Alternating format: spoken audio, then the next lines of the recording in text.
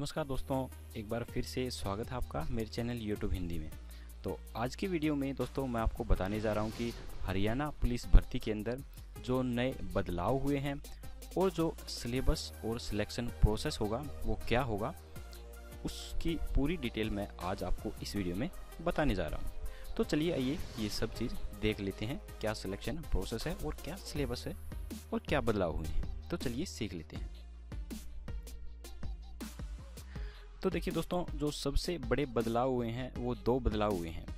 एक तो जो पेपर बाद में होता था, फिजिकल पहले होता था, वो चेंज कर दिया गया है। पेपर पहले कर दिया गया है और फिजिकल को बाद में कर दिया गया है। एक तो ये सबसे बड़ा बदलाव हुआ है। और दूसरा बदलाव ये हुआ है, जो रेस थी वो उस रेस का टाइम कम कर दिया गया है और जो पहले 5 किलोमीटर रेस की जाती थी उसकी जगह 2.5 किलोमीटर रेस कर दी गई है। तो रेस का जो टाइम टेबल है वो मैं आगे आपको इसी वीडियो में बताऊंगा। तो ये दो बड़े बदलाव किए गए हैं, ठीक है। तो इसके बाद हम चलते हैं, स्टार्ट करते हैं कि क्या क्या हमारे इसमें सिलेबस आएगा और क्या क्या क्वेश्चन आ सकते हैं। तो देखिए, सबसे पहले मैं बताता हूँ आपको नॉलेज टेस्ट के बारे में। तो जो नॉलेज टेस्ट होगा उसमें आपके 80% विजिटेज मिलेंगे, ठीक है। इसमें लिखित परीक्षा 100 नंबर की होगी, ठीक है। तो 100 नंबर की होगी लिखित परीक्षा। तो 100 पर्सन आएंगे, तो एक पर्सन है वो 0.80 यानी कि 0.80 मार्क्स का एक क्वेश्चन होगा, ठीक है। तो 100 से इसको गुना करेंगे तो ये 80 नंबर का होगा, यानी कि हमारा पेपर 80 नंबर का होगा। पर्सन 100 आएंगे लेकिन पेपर 80 नंबर का होगा। और देखिए, जो पर्सन आएंगे वो objective type multi choice person आएंगे। इसका मतलब होता है कि आपको एक पर्सन मिलेगा और उसके 4 उत्तर मिलेंगे, तो उसमें से आपको एक पर आंसर लगाना है। तो इसे बोलते हैं objective type multi choice person, ठीक है। इसके बाद देखिए, जो परीक्षा का हमारा समय है वो होगा 90 मिनट का। 90 मिनट का हमारी परीक्षा होगी। और जो माध्यम होगा हमारी परीक्षा का वो होगा हिंदी माध्यम।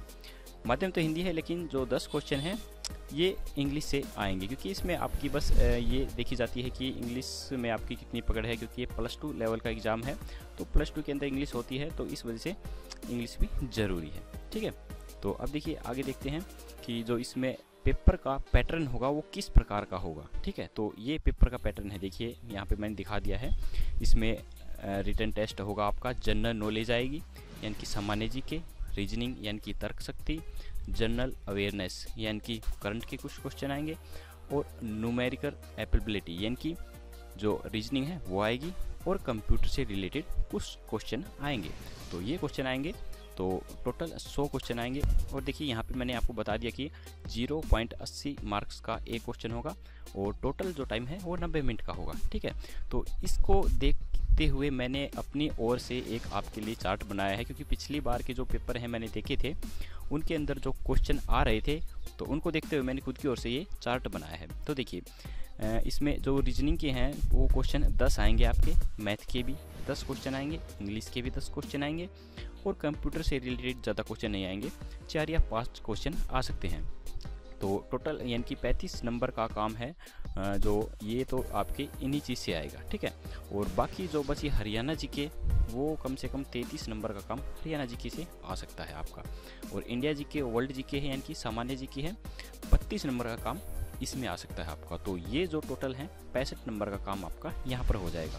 तो दोस्तों, मैं आपको ये राय देना चाहूँगा कि अगर आप जीके की, वर्ल्ड जीके की और हरियाणा जीके की अच्छे से तैयारी कर लेते हैं और मैथ या इंग्लिश आपकी कमज़ोर है तो आप इन्हें छोड़ भी देते हैं और रीजनिंग और कंप्यूटर के कुछ क्वेश्चन दोहरा लेते हैं, तो आप आसानी से इस टेस्ट को क्लियर कर सकते हैं। क्योंकि आप जितना टाइम मैथ को, इंग्लिश को देंगे, आपको समझ में नहीं आ रहा है, उतना टाइम आप रीजनिंग, कंप्यूटर और हरियाणा जीके और वर्ल्ड जीके को दे दीजिए। मैं आपको ये कंफर्म कह सकता हूँ कि आपका सिलेक्शन हो जाएगा। बाकी आपकी मर्जी है, अगर आपका मैथ इंग्लिश अच्छी है तो आप सभी की तैयारी कीजिए और ज़्यादा बेटर है। तो इसके बाद देखिए, जो जनरल नॉलेज के क्वेश्चन हैं वो किस किस टॉपिक से आएंगे, ठीक है। तो जनरल नॉलेज देखिए, हिस्ट्री यानी कि इतिहास, भारत का इतिहास है, इसमें से कुछ क्वेश्चन आएंगे। विज्ञान और प्रौद्योगिकी में से कुछ क्वेश्चन आएंगे। भारतीय संस्कृति में से आएंगे, भारत की संस्कृति, हरियाणा की संस्कृति, भारतीय राजनीति, इंडियन पॉलिटेक्निकल्स में से कुछ आएंगे। ज्योग्राफी यानी कि भूगोल, भारत का भूगोल, हरियाणा का भूगोल, और भारतीय संविधान में से आएंगे। और इकोनॉमिक्स यानी कि अर्थशास्त्र से भी कुछ क्वेश्चन आएंगे। इन्वायरमेंट यानी कि पर्यावरण अध्ययन से भी आएंगे। IT स्पेस यानी कि अंतरिक्ष स्पेस से रिलेटेड भी कुछ क्वेश्चन आएंगे। तो इसी प्रकार से रीजनिंग के जो जो टॉपिक आने हैं वो भी आप देख लीजिए। ये देखिए एनालॉगीज और रिलेशनशिप कॉन्सेप्ट, ठीक है, स्पेस विजुलेशंस, अंतरिक्ष विजुलाइजेशन और कोडिंग डिकोडिंग, समानताएं, अंकगणित और इससे रिलेटेड है अंकगणित तर्क शक्ति सीरीज आएगी, समस्या को सुलझाने वाले, दिशा निर्देश के, विश्लेषण और निर्णय के, भेदभाव के, दृश्य मेमोरी के और डाटा दक्षता के। इस प्रकार से ये क्वेश्चन आएंगे।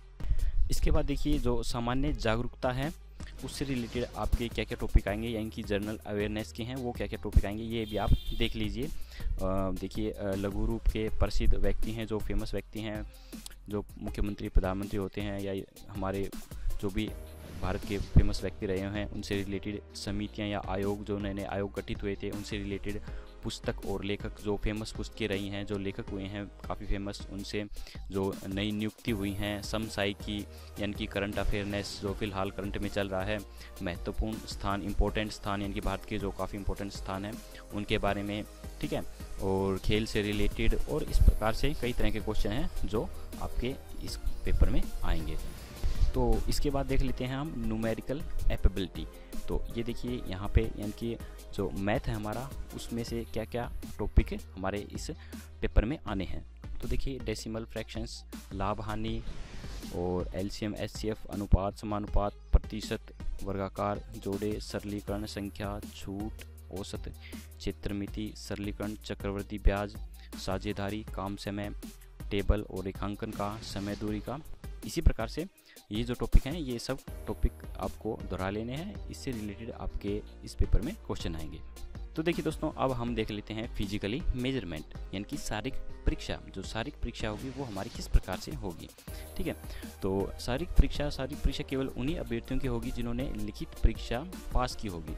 जो लिखित परीक्षा को अच्छे से पास कर लेंगे उन्हीं अभ्यर्थियों को शारीरिक परीक्षा के लिए बुलाया जाएगा।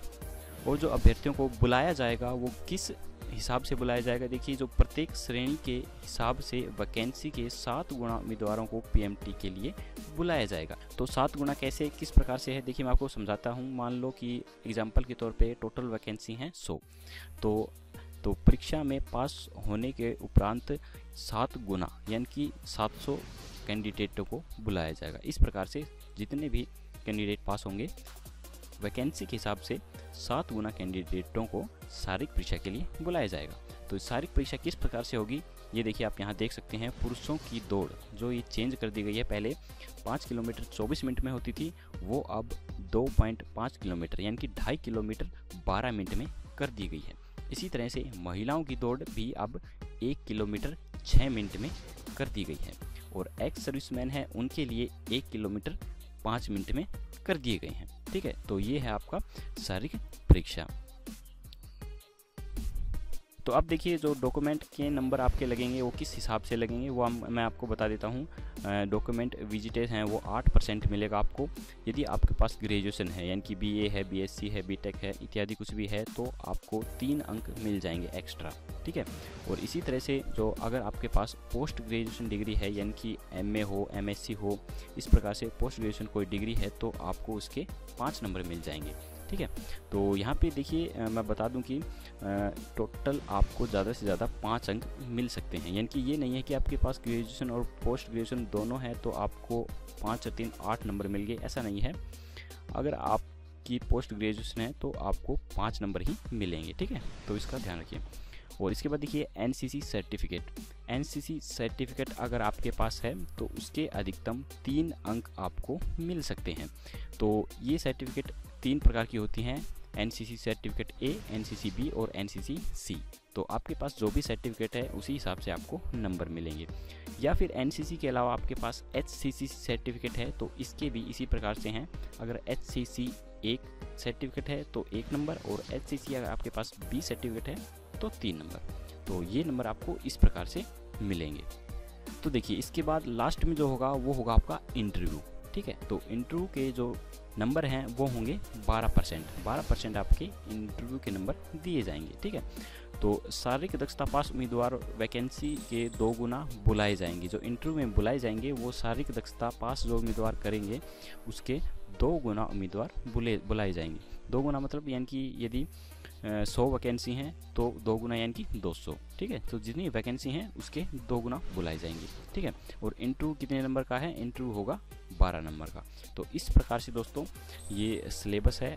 यदि दोस्तों आप हरियाणा पुलिस की तैयारी कर रहे हैं तो इसी प्रकार से आप सिलेबस के अनुसार तैयारी करें, ताकि आप अच्छे से एग्ज़ाम को प्रिपेयर कर सकें, तैयारी कर सकें और अपना एग्ज़ाम क्लियर कर सकें। और दोस्तों यदि आप हरियाणा जीके सीखना चाहते हैं तो आप मेरी दूसरी वीडियो देख सकते हैं। मैंने काफ़ी सारी वीडियो बनाई है हरियाणा जीके पे। तो अगर आप हरियाणा जीके सीखना चाहते हैं तो मेरी दूसरी वीडियो भी देख सकते हैं। आपको अपनी स्क्रीन के राइट साइड के टॉप कॉर्नर पे जो छोटा सा आई का निशान दिख रहा है, वहाँ पे क्लिक करके आप मेरी हरियाणा जीके की वीडियो भी देख सकते हैं। तो मुझे आशा है कि दोस्तों मेरे द्वारा बताई गई इन्फॉर्मेशन आपको काफ़ी अच्छे से समझ में आई होगी, और ऐसे ही अच्छी वीडियो आपके लिए मैं लेकर आता रहता हूं। तो प्लीज़ अगर आपको आगे मेरी ऐसी वीडियो देखनी है तो मेरे चैनल को सब्सक्राइब करना बिल्कुल मत भूलिए। धन्यवाद दोस्तों। अगर आपको मेरी ये वीडियो पसंद आई तो प्लीज़ लाइक, शेयर और सब्सक्राइब करना बिल्कुल मत भूलिए।